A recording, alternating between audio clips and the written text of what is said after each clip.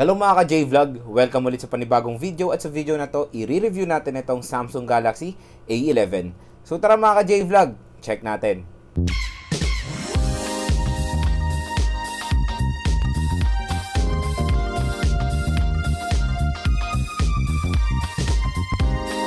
Shoutout kay Elmery Vlog, kay Doyle TV, kay Devon Richie, kay Abren Valle, kay Leo Alcantara, kay Danica Requinala, at kay Adriano Cayabyab.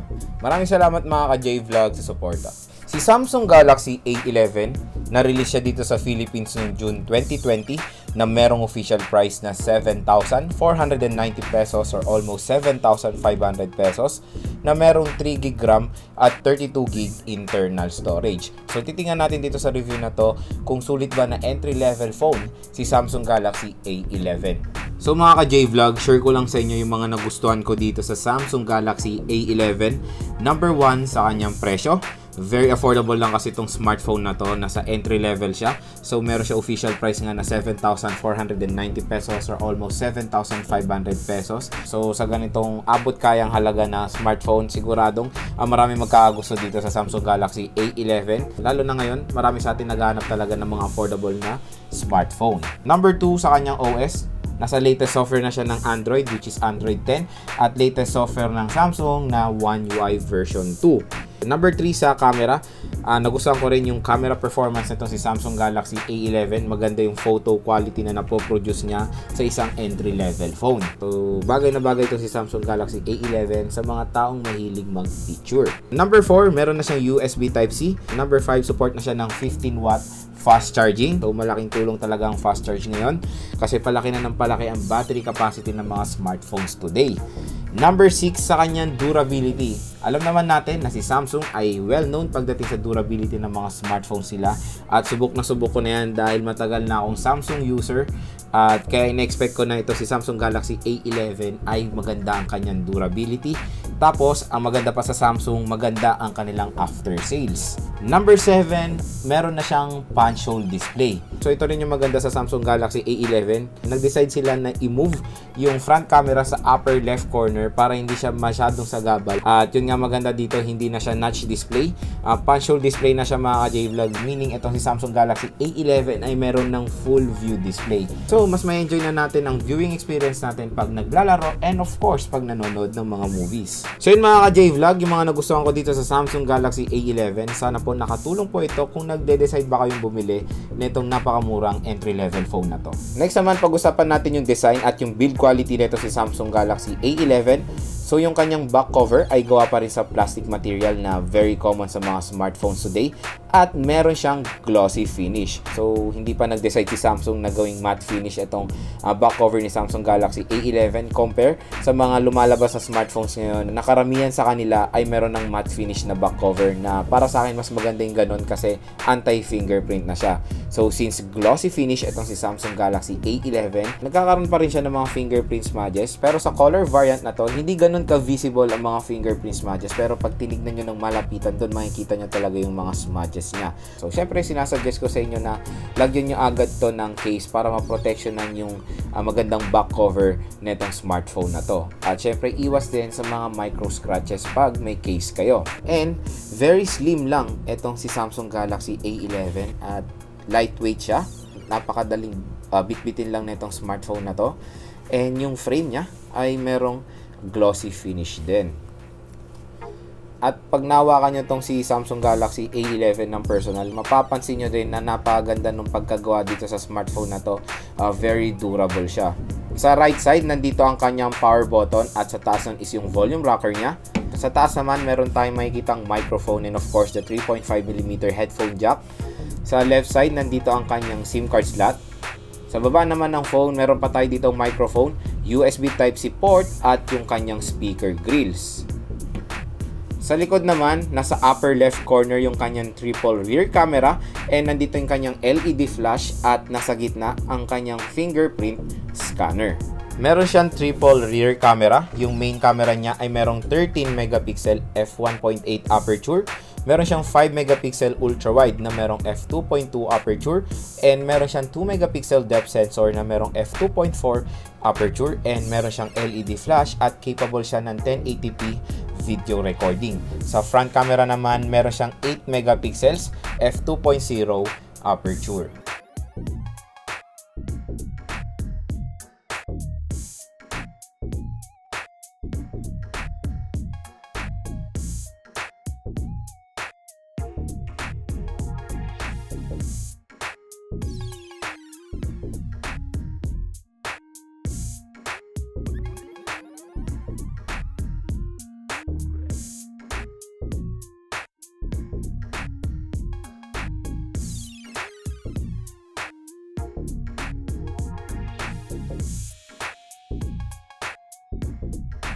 Video sample rear camera of the Samsung Galaxy A11. Ang pinakamax na resolution niya is Full HD 1080p din. And okay naman yung quality.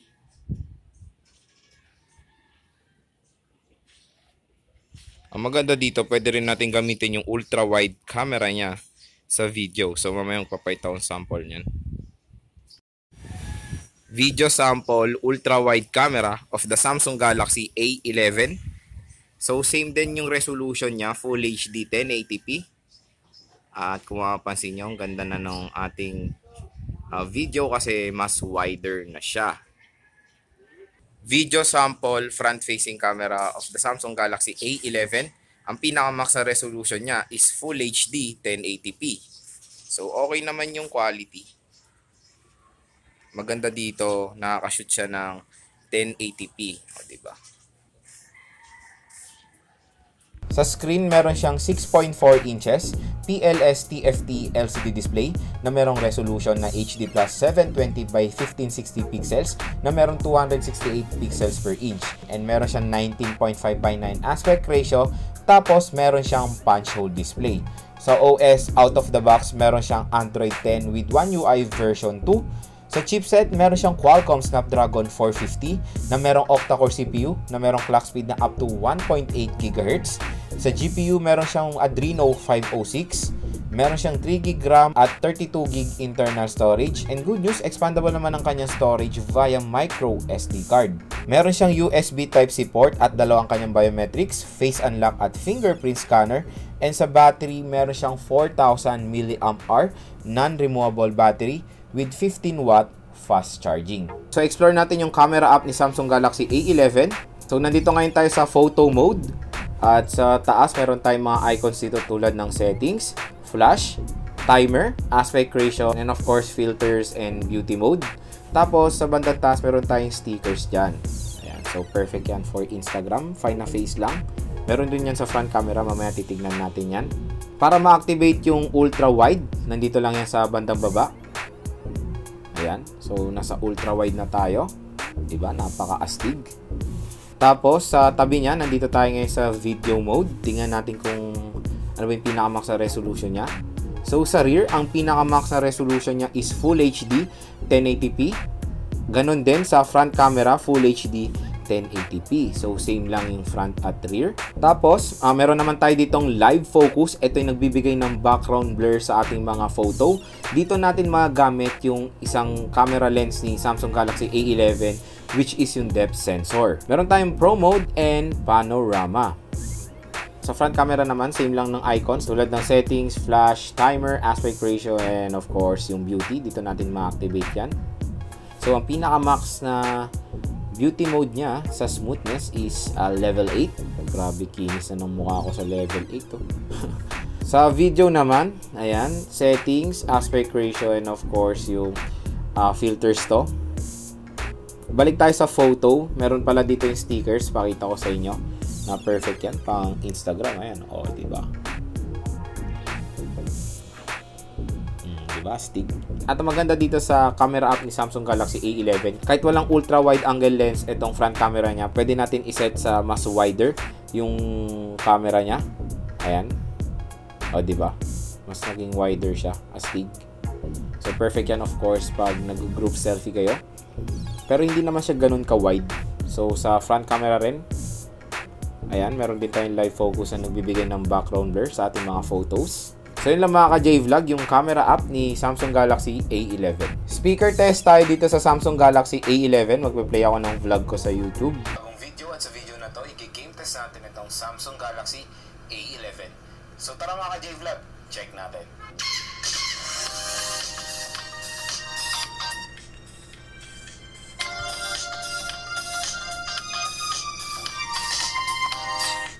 So kung i-rate ko yung speaker niya, 1 ang lowest, 10 ang highest, ang score ko dito nasa 7.5.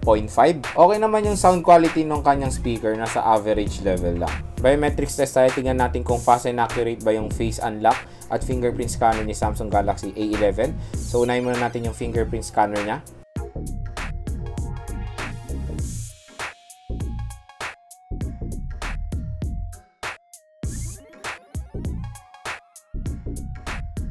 So pagdating sa kanyang fingerprint scanner, fast and accurate naman. Next naman is face unlock.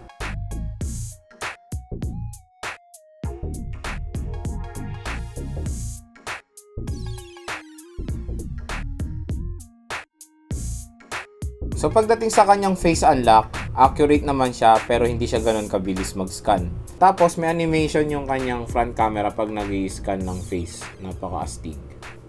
Ayan. Battery test tayo dito sa Samsung Galaxy A11. So maglalaro tayo ng 30 minutes. Tingnan natin kung ilang battery percent ang mababawas. So una nating lalaruin is Mobile Legends. At ito ang ating settings. HD mode naka-on, high frame rate mode naka-on. Ang graphics natin nasa high, naka-off ang outlines at naka-on ang shadow. At ang internet connection natin is 4G mobile data at naka-full brightness tayo. And naka-full download na pala yung resources ng ML dito. Start tayo sa battery test. Nag-start tayo sa battery percent na 98%. 30 minutes.